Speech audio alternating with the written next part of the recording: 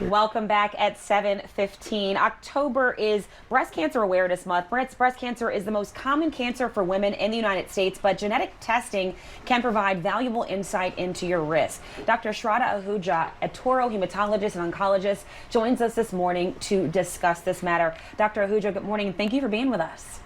Hi, good morning, Kelsey. Thank you for having me.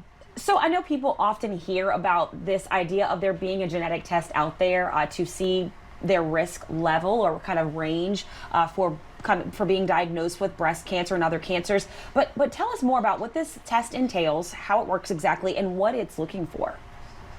So, genetic testing has become a very important part of our important tool for all of us in oncology for the both as well as diagnosis and screening high-risk individuals. Genetic testing looks for specific what we call mutations that are inherited. It means that something that is passed on from one generation to the other. It's important for people to know that genetic mutations can be inherited from both the maternal and paternal side. So knowing your family history is important. It's a pretty easy test. In the office, we do it as a routine, as a blood test. It can be collected within just a few minutes, and the turnaround time for results is about 2 weeks. There is also commercially available kits, which utilize a cheek swab. So it's a very simple test, and that's available.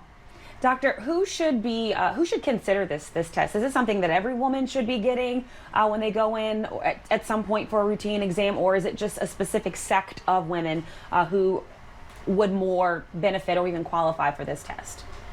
So, just to give you a little bit of background, inherited genetic mutations, which are associated with breast cancer, they're only about 5 to 10% of all breast cancer. So, it is not that high in its incidence.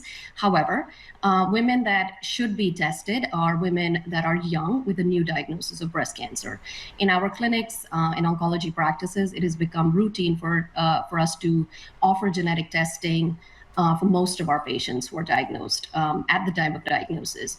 In addition to genetic testing, we also provide, if you are found to have to be what we call positive for the mutation, whatever gene that might be, whether it is BRCA or some less common mutations, we also offer what's called genetic counseling, and that includes talking to the patient, talking to their family members, whether they have sisters, children, both men and women, to kind of allow for better, earlier screening. And then finally, if you're a woman that does not have breast cancer but is undergoing routine screening or is concerned about their genetic risk, knowing your family history is definitely very important. When you think about certain individuals where there is strong family history of both breast as well as ovarian cancer on either side of the family, that should prompt you to ask your primary care provider a few questions like sort of, well, would I qualify for genetic testing? Do I need to see an oncologist, or do I need to get early screening mammograms? Well, doctor, the biggest takeaway here is you need to be having conversations with your doctor and having these routine checkups, because this conversation could come up, and it's something that is available for women out there. Doctor, we appreciate your time this morning. Thank you so much. Thank you for having me.